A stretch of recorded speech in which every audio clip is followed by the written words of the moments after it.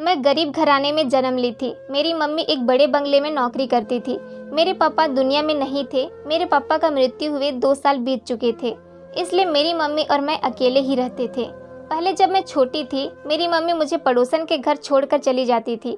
मैं पड़ोसन मौसी की बेटी के साथ खेलती रहती थी। लेकिन जब मैं 15 साल की हो गई तो मेरी माँ मुझे भी अपने साथ काम पर ले जाती। मैं पहले भी कभी कभी मम्मी के साथ बंगले में चली जाती थी, लेकिन काम नहीं करती थी। लेकिन आज जहाँ मेरी मम्मी मुझे लेकर गई थी, वह बंगला कोई और ही था। मैंने माँ से पूछा तो वह कहने लगी कि यहाँ मालकिन अच्छे पैसे दे रही है। मम्मी मुझे अंदर ले गई। मालकिन सामने आंगन में बैठी थी। मेरी माँ को देखकर उस औरत के चेहरे पर एक अजीब सी मुस्कुराहट आ गई। मेरी मम्मी ने उस औरत से मेरा पहचान करवाया। उस औरत ने अजीब नज़रों से मुझे सर से पैरों तक बड़े गौर से देखा। मुझे उसका ऐसा देखना अच्छा नहीं लगा था। मम्मी ने कहा कि आज के बाद से मेरी बेटी भी काम पर आया करेगी। वह कहने लगी, यह तो तुमने बहुत अच्छा किया। फिर मेरी मम्मी ने मुझे झाड़ू पकड़ाया और कहने लगी, तुम पूरे बंगले का झाड़ू पोछा लगाओ, इसके बाद किचन साफ कर देना, फिर मैं तुम्हें दूसरा काम बताती हूँ। यह कहकर मम्मी ने अपने मालकिन की तरफ देखा और मालकिन ने मुस्कुराकर मेरी माँ को कमरे में जाने का इशारा किया। मेरी माँ मालकिन के साथ ही कमरे में चली गई और फिर कमरे का दरवाज़ा बंद हो गया। मैंने एक नज़र झाड़ू पर डाली और दूसरी इस बंगले पर। फिर गहरी सांस भरते हुए पूरे घर का झाड़ू लगाने लगी। मुझे काम काज की आदत भी नहीं थी, इसलिए मुझे झाड़ू पोछा करने में पूरे 2 घंटे लग गए थे और मैं यही काम करके पूरी तरह से थक गई थी। फिर मैं किचन में आई तो पूरा किचन गंदा था। बहुत ज़्यादा बर्तन जमा था। देखकर मेरा रोने को दिल चाह रहा था। मैं यह सब काम अकेली कैसे कर सकती थी। खैर, मैंने बर्तन धोए, किचन की सफाई की, लेकिन साथ साथ मैं यह भी सोच रही थी कि मम्मी ने सारे काम तो मुझे बता दिए हैं, तो मम्मी कमरे में क्या कर रही है। मैं किचन का काम करने के बाद बिल्कुल बेहाल सी हो गई थी। जब मैं बाहर आई तो मालकिन का कमरा अभी भी बंद था। मुझे भूख भी बड़ी तेज से लग रही थी, इसलिए मैंने मालकिन के कमरे का दरवाज़ा खटखटाया। कुछ देर बाद मम्मी ने कमरे का दरवाज़ा खोला था। वह पूरी तरह पसीने से भीगी हुई थी। मुझसे कहने लगी कि तुम बाहर बैठो, मैं अभी आती हूँ। यह कहकर मेरी मम्मी ने दरवाज़ा बंद कर दिया और मेरी माँ के पास तो चादर भी न था। लेकिन जब 5 मिनट बाद वह कमरे से निकली तो वैसे ही चादर उनके सर पर लिपटी हुई थी, जैसे वह पहनकर कमरे में गई थी। बाहर आते ही उन्होंने तुरंत ही कमरा बंद कर दिया और मुझे अपने साथ लिए बंगले से बाहर निकल गई। मम्मी की आंखें सूजी हुई थी, जैसे कमरे से रो कर आई हो। मैं यह सोच रही थी कि मम्मी ने बंगले में कोई काम भी नहीं किया। वह तो पूरा दिन मालकिन के कमरे में रही थी। सारा काम तो मैंने ही किया था, लेकिन मेरी माँ को देखकर यही लग रहा था कि जैसे वह बहुत थकी हुई हो। न जाने ऐसा क्या काम किया होगा। मेरी माँ घर जाकर सबसे पहले अपने कमरे में चली गई और दरवाज़ा भी बंद कर लिया। मुझे बड़ी जोर से भूख लग रही थी और खाने को भी कुछ नहीं था। आधे घंटे बाद मेरी माँ अपने कमरे से बाहर आई। मैंने उनसे कहा कि मुझे बहुत ज़्यादा भूख लग रही है।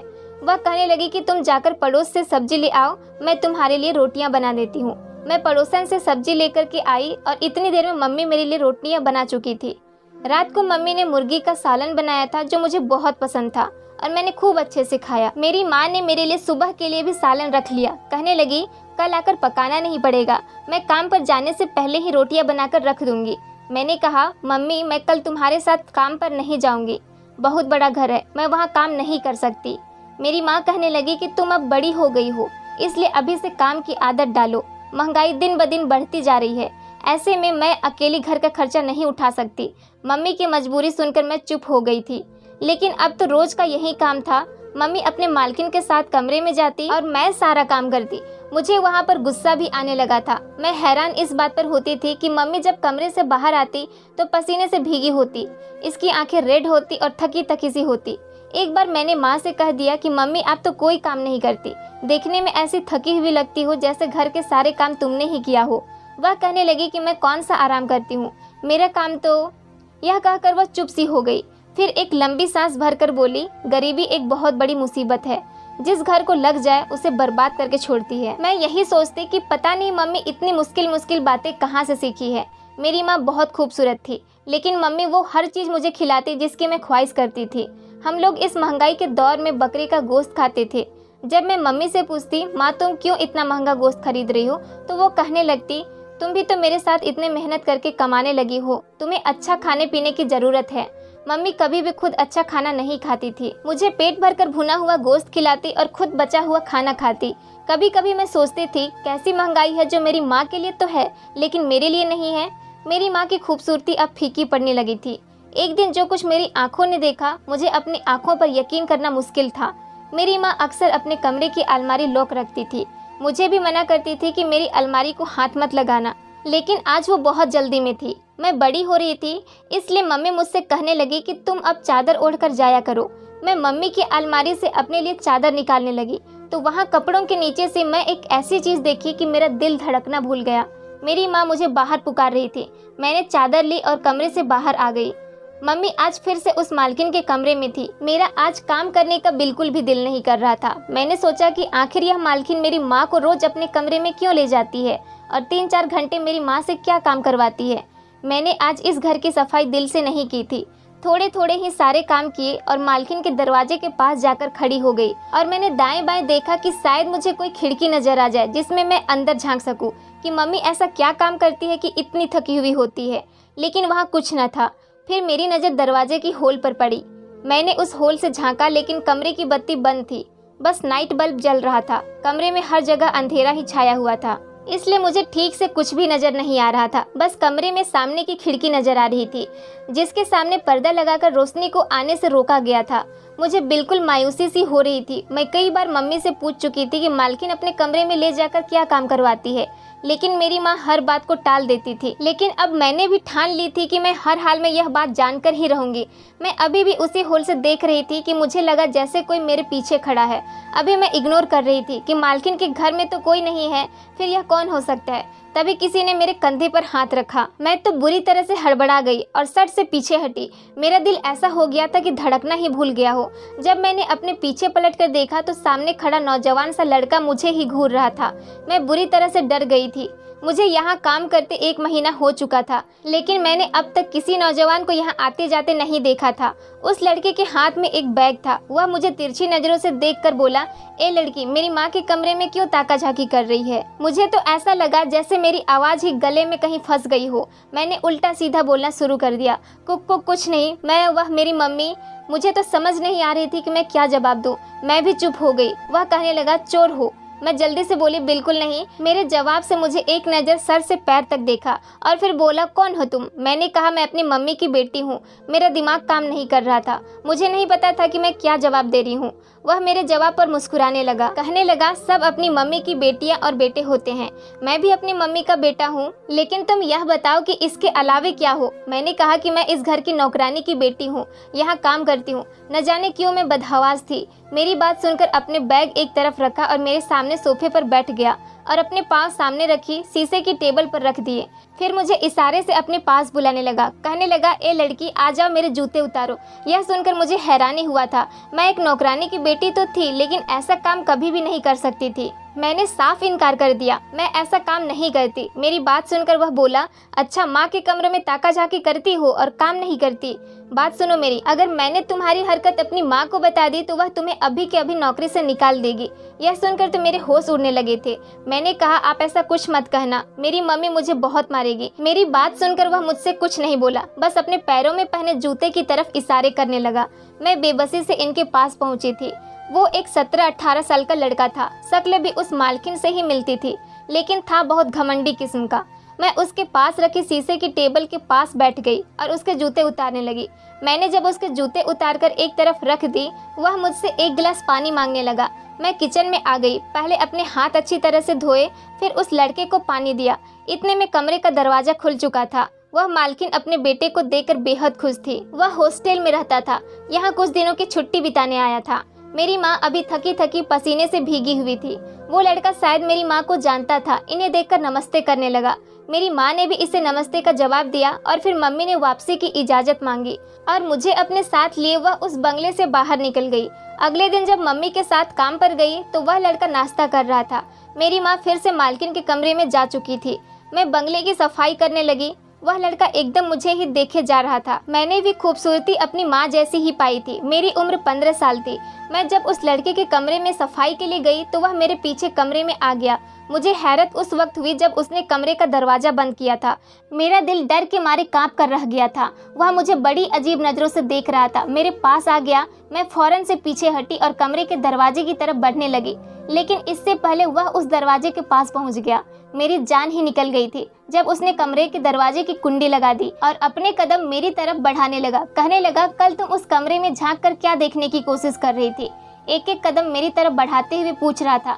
मैंने कहा, मुझे बाहर जाना है। आपने दरवाजा बंद क्यों किया है? वह मेरी बात को नजरअंदाज किए मुझे बड़े गौर से देख रहा था। उसकी तेज नजरों से मेरे पूरे शरीर में सनसनी सी दौड़ गई थी। तुम्हें बहुत शौक है ना दूसरों के कमरे में झांक कर यह देखने का कि वहाँ क्या हो रहा है? और वह हंसने लगा। कहने लगा, मैं तुम्हें बताऊं कि बंद कमरे के पीछे क्या होता है? इसकी बात से मेरे शरीर में गुस्से की लहर दौड़ आई थी। इससे पहले कि वह मेरे पास आता, मैंने मम्मी मम्मी चिल्लाना शुरू कर दिया, लेकिन वह मेरे मुंह पर हाथ रख दिया और कहने लगा, अगर शोर मचाया तो तुम्हारा गला दबा दूंगा। यह कहकर उसने मेरे मुंह से हाथ हटाया और कमरे का दरवाजा भी खोल दिया।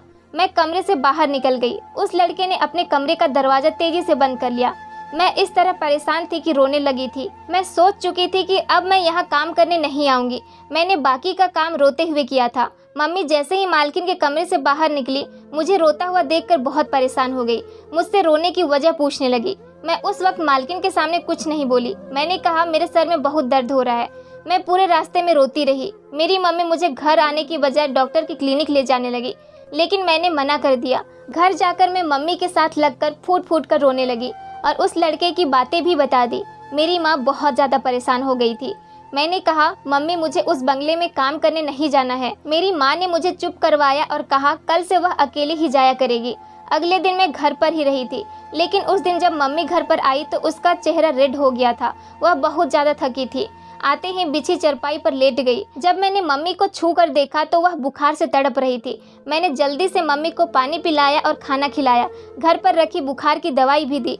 रात भर मैं मम्मी का सर दबाती रही। उसे अभी भी तेज बुखार था। वह नींद में भी हाय हाय कर रही थी। मेरे पास रिश्ते के नाम पर सिर्फ एक मम्मी ही तो थी। अगर उसे भी कुछ हो जाता तो मैं कैसे जी सकती थी? सुबह तक मम्मी का बुखार तो काफी कम हो गया था, लेकिन थकावट बहुत ज्यादा थी। इसके बावजूद वह मालकिन के घर जाने को तैयार थी। मैंने माँ से कहा कि वह आज छुट्टी कर ले, लेकिन वह कहने लगी कि छुट्टी नहीं कर सकती वरना नौकरी छूट जाएगी। मैंने कहा, तो ठीक है, आज मैं अकेली काम पर चली जाती हूँ। मेरी बात सुनकर मम्मी की रंगत उड़ गई थी। कहने लगी, नहीं, मैं तुम्हें अकेले वहाँ कभी नहीं भेज सकती।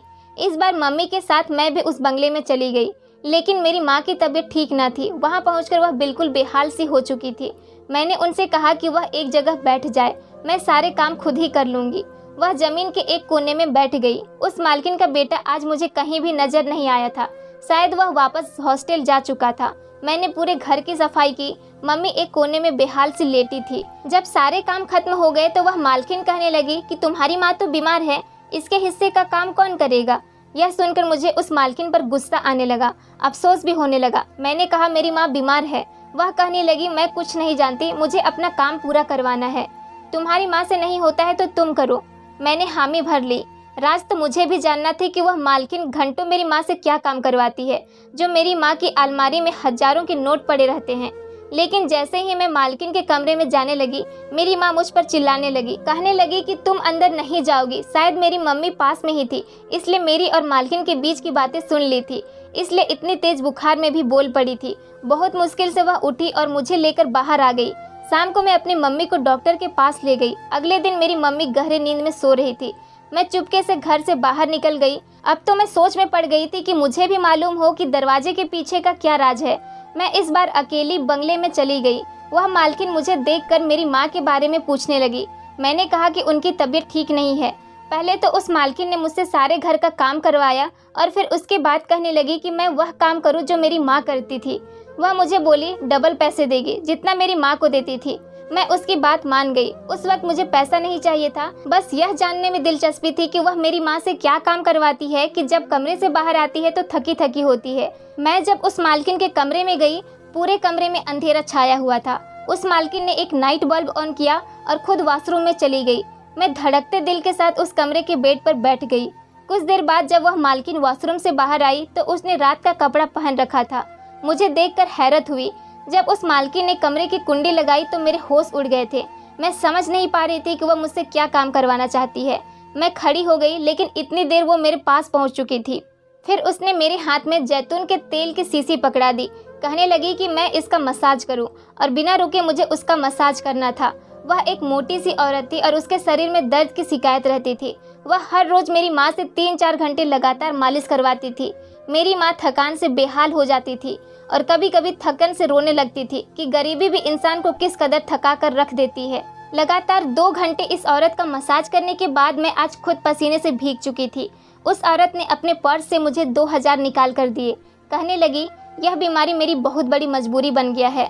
इस जैतून में कुछ खास जड़ी बूटियां हैं, इसकी मालिश के बाद ही मैं कुछ चल फिर सकती हूँ, वरना एक कदम भी उठाने पर मेरी चीखें निकल जाती हैं। फिर कहने लगी, मुझे तुम्हारी माँ ने बताया था कि मेरे बेटे ने तुम्हारे साथ बदतमीजी की थी। मैंने उसे इस बात पर बहुत डांटा था और तुमसे भी माफ़ी मांगती हूँ। आगे वह तुम्हें कुछ नहीं कहेगा। मैंने उसे कोई जवाब नहीं दिया और कमरे का दरवाज़ा खोलकर बाहर निकल गई। मुझे मेरी माँ के बारे में हर सवाल का जवाब मिल चुका था। मैं जितना भी अपनी माँ का इज्जत करती थी उतना कम था। मेरे लिए वह एक महान औरत थी। न जाने मैंने क्यों उनकी शराफत को शक की नज़र से देखा था। हर बंद दरवाजे के पीछे सिर्फ पाप नहीं होते, यह बात मुझे अब अच्छी तरह से समझ आ गई थी। धन्यवाद दोस्तों।